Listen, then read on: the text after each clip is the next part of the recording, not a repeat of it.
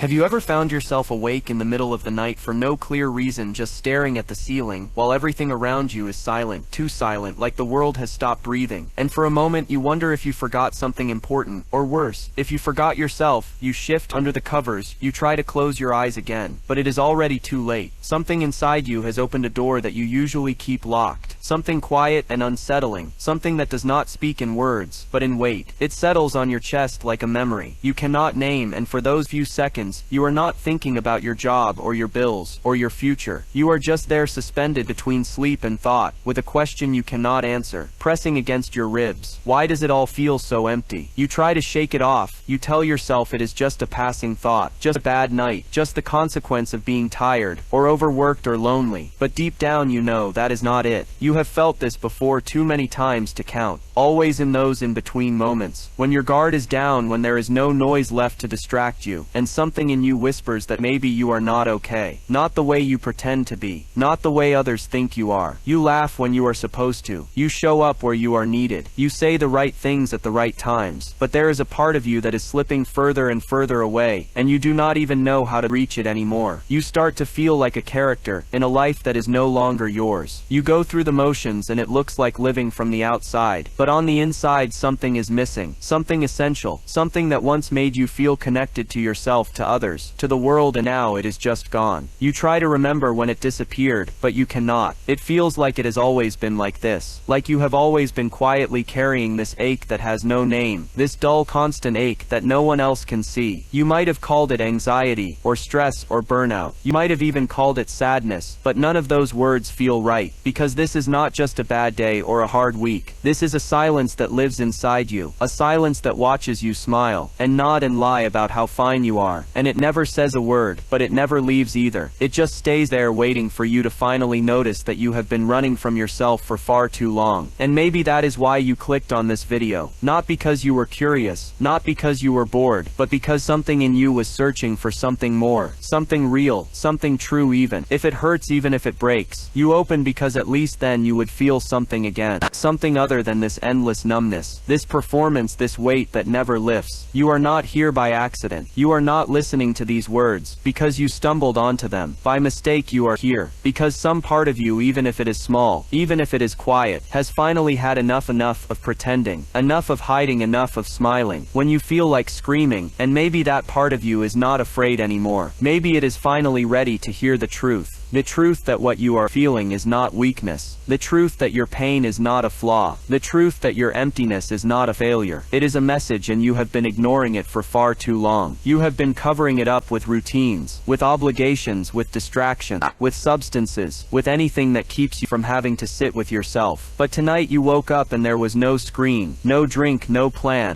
no noise, and in that silence the truth found you again. You see, we are taught to keep going. No matter what, we are taught to be strong, to be tough, to push through, but no one teaches us how to listen, to keep quiet. No one teaches us how to sit with the ache and ask it why it is there. No one tells us that sometimes the most powerful thing we can do is not fight our pain, but face it, look it in the eye, and say, I see you, I hear you, and I am ready to understand. And if you are still here listening, if something in your chest feels heavy, if something in your throat feels tight, then maybe you are already beginning to understand that this is not just another video. This is not just another moment of escape. This is the beginning of something else, something deeper, something real. They told you that addiction was weakness, that it meant you had no discipline, no will, no strength. They told you it was something to be ashamed of, something to fight, something to hide. But what if they were wrong? What if addiction is not the enemy, but a signal? What if it is not the disease, but the symptom? What if it is not a flaw in you, but a message from you, from the part of yourself you keep ignoring because it hurts too much to listen, because it reminds you of what you have lost, what you have buried, what you are afraid to feel. You have probably tried to quit more than once, maybe 100 times, maybe more. Maybe you made promises to yourself, promises you broke in silence, promises that tasted like hope, but ended in the same emptiness, the same guilt, the same night where you stared at yourself and asked, why do I keep doing this? Why do I keep running back to something that hurts me, that controls me, that leaves me hollow? And the answer never comes, at least not in words, but in weight, the kind that lives in your chest and falls follows you everywhere. You see, the truth is addiction is not about the substance. It is not about the bottle, or the pill, or the screen, or the behavior. It is about what you are trying to escape. It is about the silence you are trying to fill. It is about the part of you that is starving for meaning, for relief, for peace. And when you cannot find those things, you reach for whatever makes the pain go quiet, even for a moment, even if it never truly works, even if it only makes things worse in the end. Carl Jung saw this with a clarity that most people still refuse to understand. He did not say you were weak. He did not say you were broken. He said you were disconnected. Disconnected from your soul, from your purpose, from the sacred, from the symbolic. And in that absence, your psyche reaches for substitutes, for replacements, for temporary escapes that mimic connection but offer none. And then we judge ourselves for falling into that cycle again and again, as if we are choosing pain, when really we are just trying to survive. Most people will tell you to stop. Most people will say, just quit, just say no, just be stronger. But no one asks why you started in the first place. No one asks what it is that you are really craving, because it is not the thing itself. It never was. It is the feeling beneath it, the need to feel safe, to feel seen, to feel alive. And when life does not give you those things, your unconscious mind will find another way, a darker way, a desperate way. The problem is not that you need too much. It is that you were given too little for too long, and your soul got tired of waiting. So it screamed, and addiction is the sound of that scream. Addiction is the language of the part of you that is done, pretending done, smiling, done pretending to be normal, when inside you are falling apart, and you do not even know why. What if you stopped looking at addiction as a battle, and started seeing it as a conversation? A hard one, yes, a painful one, yes, but a conversation nonetheless. A message written in pain, in repetition, in patterns you cannot seem to break, not because you do not want to, but because you do not yet understand what they are trying to show you. You are not weak, you are unheard, you are not broken, you are unresolved, you are not lost, you are searching, and the thing you keep running to is not your enemy, it is your mirror. It is the only thing that has been honest with you. In a world that keeps telling you to pretend you are fine, when you are not, and maybe you are finally ready to stop pretending. Maybe that is why you are still listening, because some part of you knows that this goes deeper than self-control, deeper than habit, deeper than behavior. This is about your soul, and what it has been forced to silence, just to survive. And if you can sit with that, if you can stop blaming yourself, and start listening, really listening, to what this part of you is trying to say, then maybe, just maybe, you can begin to change. Not by force, not by punishment, but by understanding, by compassion, by truth, because only what is understood can be transformed. Only what is named can be healed. And maybe for the first time in your life, you are not here to fight yourself, but to finally hear yourself. There is something they never taught you, something they never even mentioned in school, in therapy, in conversation, something that quietly slipped out of our lives, without anyone noticing, and now we are all starving for it, without knowing what we are missing. It is the symbolic, the sacred, the invisible thread that once gave our lives meaning, direction, depth. It is not religion. It is not dogma. It is something older than belief, something that once lived in ritual, in silence, in connection with something greater than ourselves. And when that disappeared, something inside us collapsed, something essential, something irreplaceable. We live in a world where everything is measured by usefulness, where everything is priced, packaged, sold, but meaning cannot be bought. Depth cannot be downloaded, truth cannot be scrolled through in a feed, and yet that is where we search now, in the artificial and the immediate, in the noise, and the more we search the louder we turn up, the volume the emptier we feel, because what we are looking for is not outside. It never was. It was in the sacred, it was in the symbolic, it was in the quiet conversations we used to have with the part of ourselves that still believed that life was more than productivity, more than performance, more than survival. Carl Jung knew this. He wrote about it long before the world turned into what it is today. He saw that the human soul needs myth, needs metaphor, needs a language that speaks to the unconscious, not just the logical, not just the rational. He saw that when we lose the symbolic, we fall into literalism, we fall into compulsion, into addiction, into blind repetition, because we no longer know how to listen to what our soul is asking for, and instead we give it substitutes. We give it chemicals, distractions, validation that never satisfies. That is why addiction feels like hunger, because it is hunger, but not for the thing you think it is, not for the substance, not for the action, but for something deeper, for something lost, and your psyche does not know where to find it. So it grabs whatever it can, whatever works, whatever soothes, even if it destroys, even if it never really heals. It is like a person dying of thirst, drinking salt water. It relieves the pain for a moment, but only makes the thirst worse. When the sacred leaves the literal, takes over, when ritual disappears, addiction replaces it. You may think your addiction is irrational, but what if it is not? What if it is a ritual gone wrong? What if it is a distorted attempt to reconnect to a lost meaning, to a forgotten self? And that is why it feels sacred, in a strange broken way, because it once was. It once pointed to something holy, something whole, but the channel is broken, and now you are left with the shadow of what you were truly craving. And the more we deny this, the more we ignore the sacred, the more desperate we become, and that desperation has consequences. It leads us into compulsions that we do not understand, and do not know how to stop, not because we are failures, but because we've lost, and no one is guiding us back to what matters, to what nourishes, to what brings us back home. They will tell you to manage your time, better to exercise more, to find a hobby, to distract yourself from your cravings, but they will not tell you that your craving is sacred, that it is trying to show you something real, that it is trying to lead you back to yourself, because they have forgotten too. They have forgotten what it means to sit in silence and listen to the soul. They have forgotten how to speak in symbols, how to read dreams, how to recognize the signs that life gives you when you stop and pay attention. And that is the tragedy. We are all looking for something we cannot name, and in that blindness, we reach for what hurts us, and then we blame ourselves for bleeding, and the cycle continues, louder, heavier, darker, until we collapse, or we wake up. And maybe this is your moment to wake up, not in the way they expect, not in the way they sell you, but in a deeper, quieter way, a way that begins by admitting that what you have been missing is not motivation, is not willpower, but meaning. And meaning does not arrive like lightning. It is built, it is remembered, it is uncovered in the ruins of what you once believed about yourself. So maybe your addiction is not just a problem, maybe it is a path, a broken path. Yes, a painful path. Yes, but a path nonetheless, a path leading back to something sacred, something you forgot, something the world never taught you to find. And now it is your turn to remember, not by force, not by shame, but by listening, and beginning again. You have spent so much time trying to get rid of the parts of yourself that do not fit the image you were taught to. Maintain the parts that feel too much, think too deeply, react too strongly. You pushed them down, you covered them up, you smiled over them, but they never disappeared. They waited in silence, inside you, growing in shadow, becoming louder and darker. With every year you pretended they were not there. And now you call that darkness, addiction now. You call it weakness, but what if it is not? What if it is simply the shadow speaking? What if it is not here to destroy you, but to remind you of everything you left behind? Carl Jung said, "The shadow is everything within us, that we refuse to see, everything we hide from ourselves, everything we judge, shame, repress. It is not evil, it is not dangerous, unless you keep denying it. Then it finds its own way out, through pain, through chaos, through self-sabotage, through patterns that seem impossible to break, because the more you ignore the shadow, the more it controls you, the more you make it your enemy, the more power it has. But when you face it, when you look at it, not with fear, but with honesty, it begins to soften, it begins to speak. The truth is, the shadow is not here to shame you, it is here to show you. It is the part of you that carries all the things you needed to survive, but were never allowed to feel the anger. You swallowed the fear, you buried the grief, you silenced the hunger you were told to be ashamed of. It is all still there, waiting, and the longer you avoid it, the louder it becomes, not because it wants to hurt you, but because it wants to be seen, and understood, and integrated into who you are. You were not born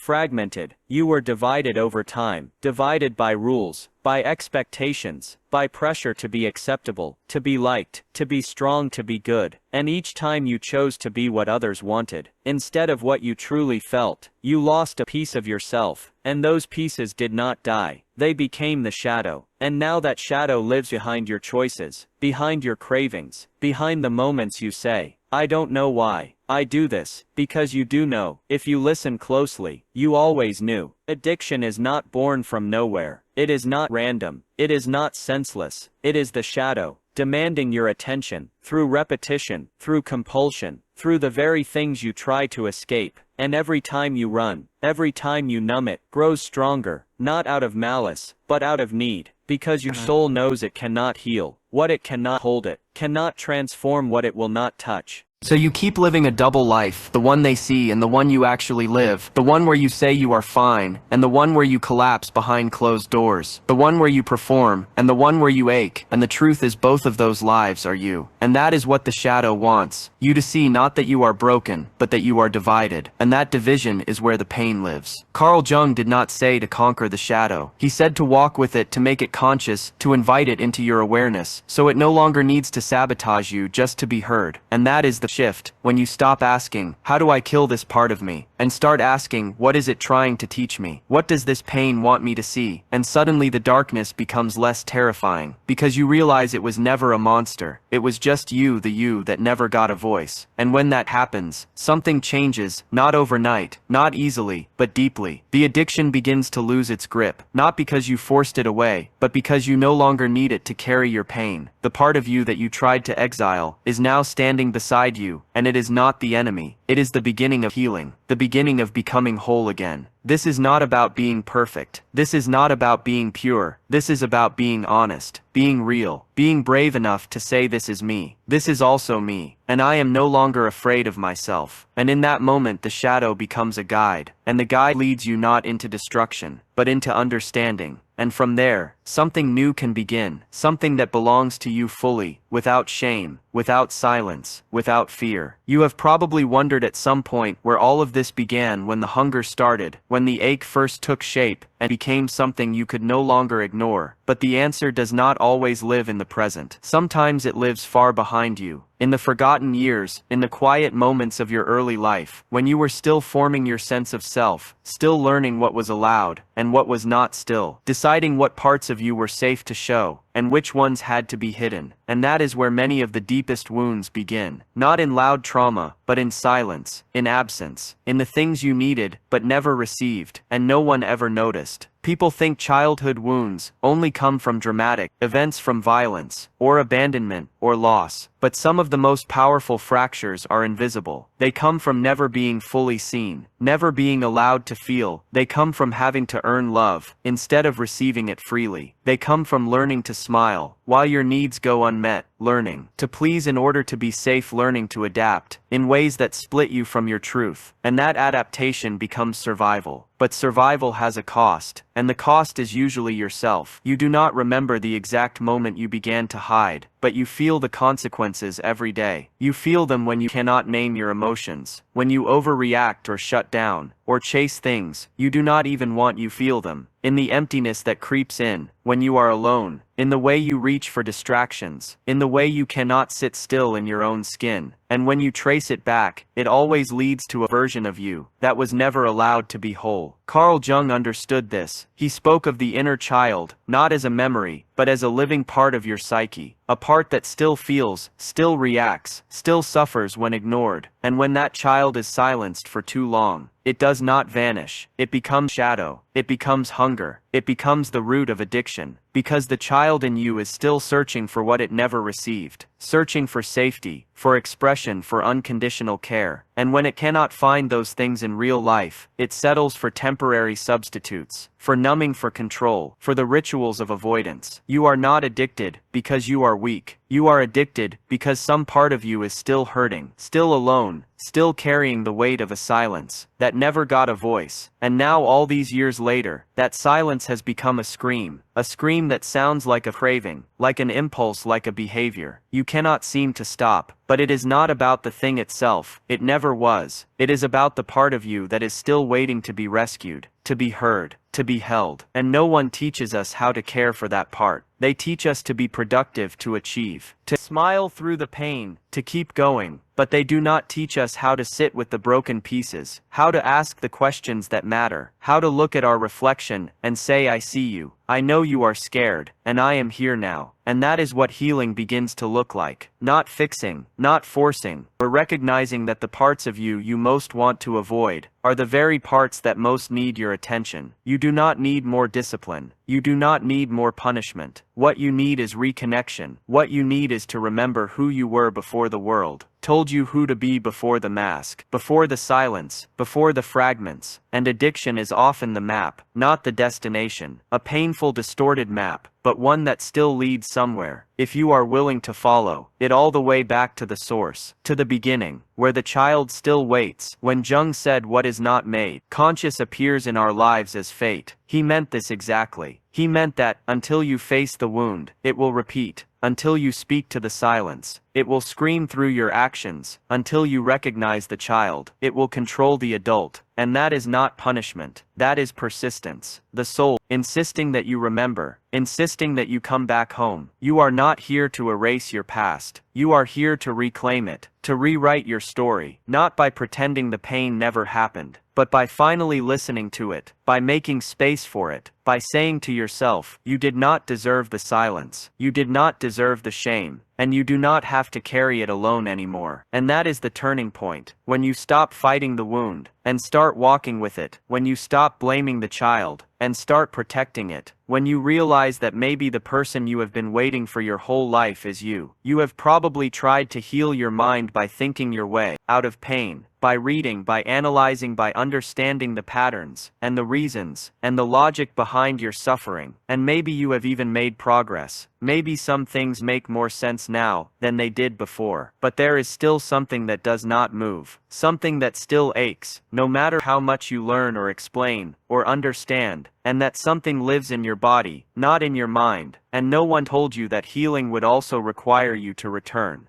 to the place you abandoned the most, your own physical self. The body does not forget what the mind tries to erase. Every memory you did not speak, every feeling you suppressed, every trauma you buried, it went somewhere, and more often than not, it went into your muscles, your chest, your breath, your stomach, your skin, your posture, the way you walk, the way you freeze, the way your heart races, even when nothing is wrong, the way your shoulders tense for no reason that you can name. But your body remembers, and it has been waiting for you to come back. We were never taught to live in our bodies. We were taught to use them to work, to move, to perform, to carry our heads around, while the rest of us remains disconnected. We were taught to sit still, to ignore the pain, to hide discomfort and smile. Anyway, we were never told that our body is not just a machine, but a message, that it reacts when the soul is silenced, that it aches when the spirit is ignored, and that many of the symptoms we blame on biology are echoes of emotional truths we refuse to hear. Addiction does not only live in your behavior, it lives in your breath, in your heartbeat, in your reactions, in the places you feel numb, and the places you feel too much. And healing is not just quitting a habit, it is re-entering your body, without fear. It is making your body your home again,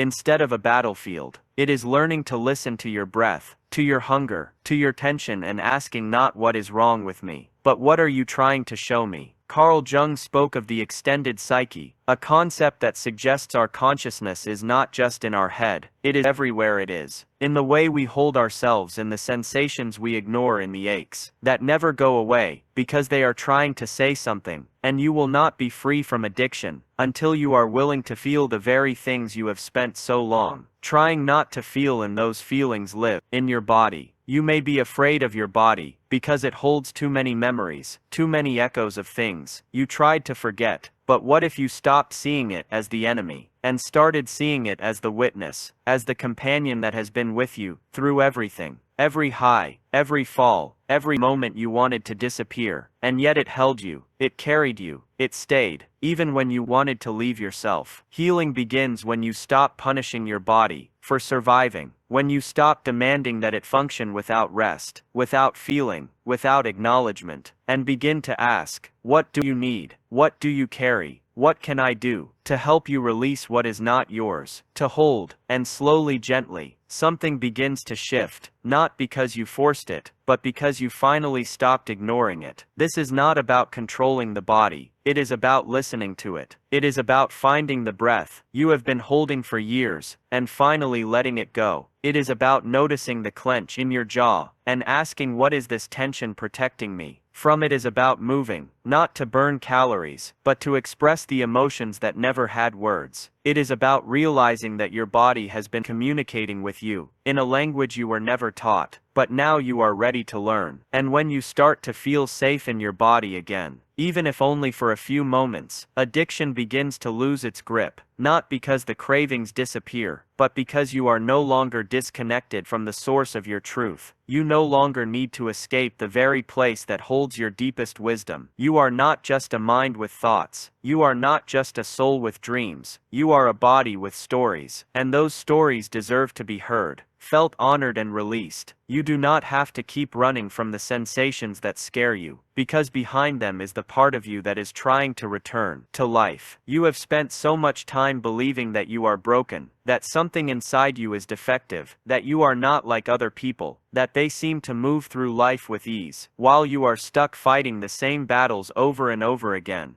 And maybe the hardest part is not even the pain itself, but the way you blame yourself for still feeling it, for not getting over it, for being so deeply affected by things others seem to ignore. You wonder what is wrong with you, and you begin to wear that question like a second skin. But what if the truth is that nothing is wrong with you? What if you are not broken at all, just divided, just separated from the parts of you that never had a chance to be accepted, to be heard, to be loved without conditions? There is an idea Carl Jung spoke of called the wounded healer. It means that the person who has been wounded the most has the potential to heal the deepest, not just others, but themselves. And maybe that is what you are. Maybe you are not cursed. Maybe you are being called. Maybe your pain is not your punishment, but your purpose. Not because suffering is noble, but because it opens doors that comfort never could. It shows you things about yourself that safety never will. And that wound that has been controlling you might be the very place where your power lives. You see, the world teaches us to run from pain, to bury it, to mask it, to deny it. But Jung knew that what we resist does not go away. It grows, it returns. It shows up in disguise, in addiction, in anxiety, in self-hate, in emptiness. And that is what you are really up against. Not a bottle, not a screen, not a behavior, but the refusal to look at what hurts. And when you finally stop running, when you sit with the wound, instead of silencing it, everything changes, because then you are no longer afraid of yourself. And when that fear begins to dissolve, something else starts to emerge, something real, something strong, not the strength they taught you, which was about suppressing your feelings and pushing through, but a different kind, a strength that comes from honesty, from awareness, from being able to say, I am in pain, and I am still here. I am scared, and I am still willing to look. I have fallen, and I still want to rise. That is power. And that is what healing starts to feel like. Not a perfect life, not a clean slate, but a new relationship with your shadow, with your silence, with your soul. You are not here to get rid of your past. You are here to rewrite your relationship with it. You are not here to erase what happened. You are here to understand why it still lives inside you. You are not here to be someone else. You are here to become more of who you already are, underneath the guilt, underneath the performance, underneath the noise. And yes, that will take time, and yes, it will hurt, and yes, you will want to run again. But if you stay, if you sit in the truth long enough, it will begin to soften, and so will you, because your soul is not fragile, it is sacred, and addiction is not your soul being broken. It is your soul trying to be heard. It is your soul trying to survive in a world that taught you to forget who you are. And the moment you stop seeing your pain as something shameful and start seeing it as something sacred, everything begins to change, slowly, quietly, honestly.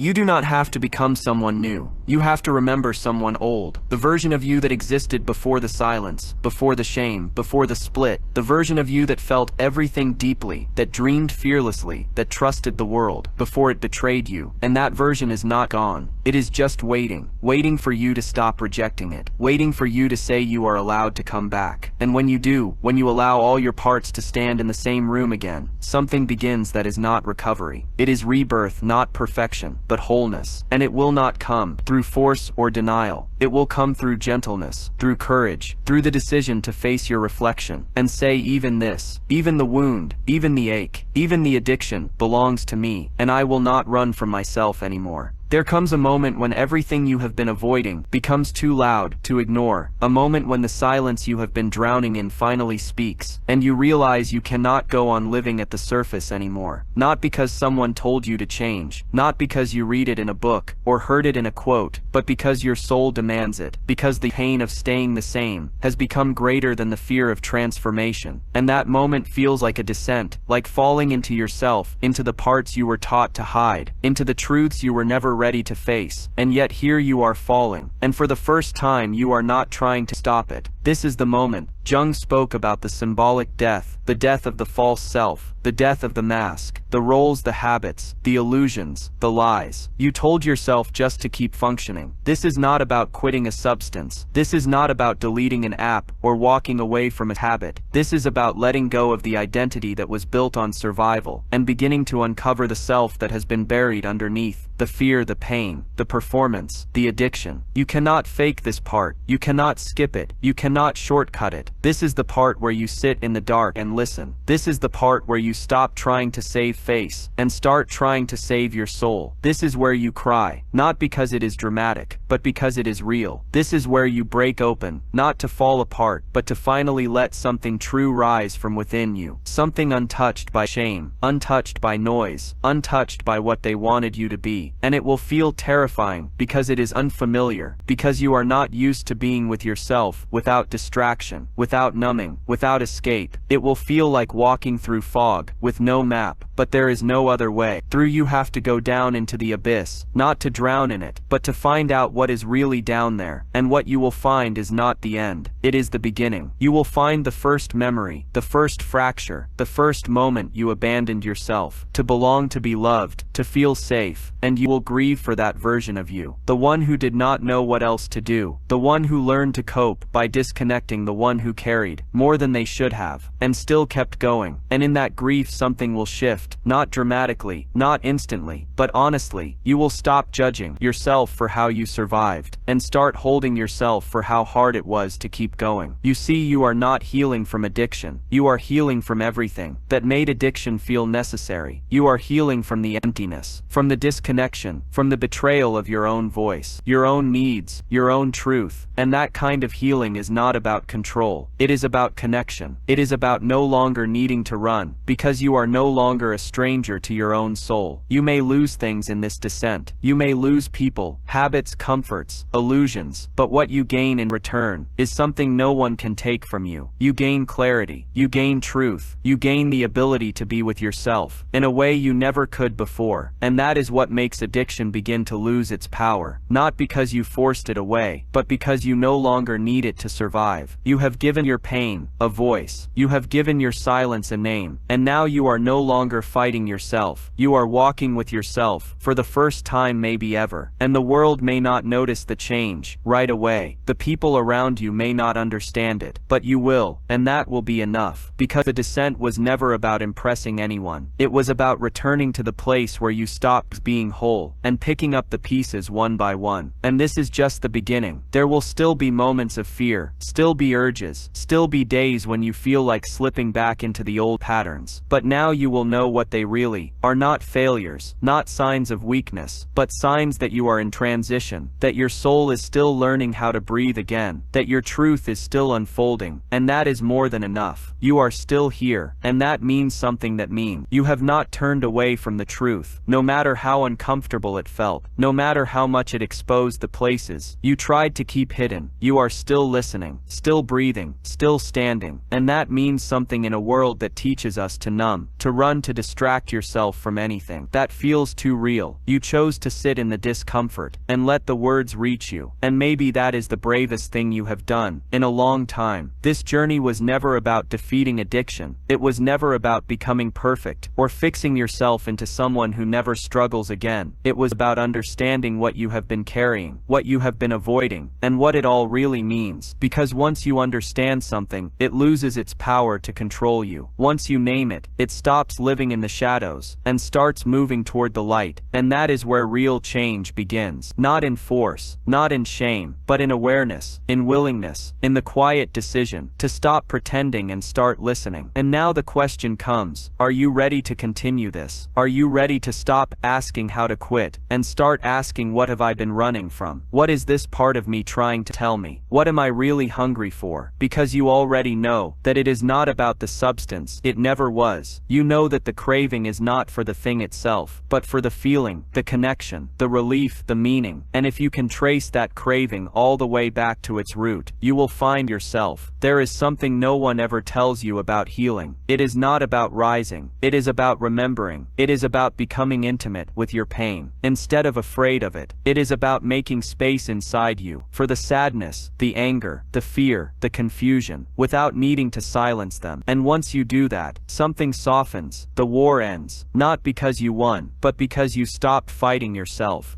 When Jung said the soul insists, he meant that your inner life, your unconscious, your truth will not go away. Just because you refuse to look at it, it will show up in symptoms, in patterns, in chaos, in addiction, until you are finally ready to hear what it has been saying all along. And now you are here, and you are listening, and that changes everything. Addiction is not about indulgence. It is about absence. Not the absence of willpower, but the absence of connection, absence of meaning, absence of symbolic ritual, of belonging, of being seen. And when those things are lost, the soul begins to search for them in anything that brings a flicker of relief, even if it comes with destruction. And that is why the solution is not just to stop consuming. It is to rebuild the bridge to yourself, to symbolic, to the sacred, to the invisible thread that connects you to something deeper than survival. And yes, that takes time. And yes, it hurts, but it also frees you, because once you realize that what you have been fighting was never the substance, but the silence, then the question is no longer how do I quit? It becomes, how do I listen? How do I speak to the parts of me I was told to silence? How do I reconnect to a self that I thought was lost, but has only been waiting patiently for my return? And now you are closer than you think. You do not need a perfect plan. You do not need to fix everything. Today you just need to stay present, just need to keep showing up, just need to keep asking the deeper questions, and trusting the answers that come from within, even when they are uncomfortable, even when they ask you to let go of what once made you feel safe. You are no longer running. You are no longer pretending. And that is the beginning of the real journey, not the surface one, not the one people post about, but the quiet personal one that only you will truly understand. And that is how you know it is real, because it is not for anyone else. It is for you, for your soul, for your return to wholeness. And that is where healing begins, and it is already happening. This is the part where most people expect closure, a solution, a clean ending that wraps everything up with a bow. But that is not how healing works. That is not how truth speaks. And that is not what your soul came here for. It came for something deeper, something harder, something more honest. And here it is. The truth is, you are not broken. You never were. You are not too far gone. You are not beyond saving. You are simply carrying too much pain in too small a space. And that pain has been asking for your attention in every way. It knows how, through addiction, through silence, through the things you do not talk about. And now finally you are listening.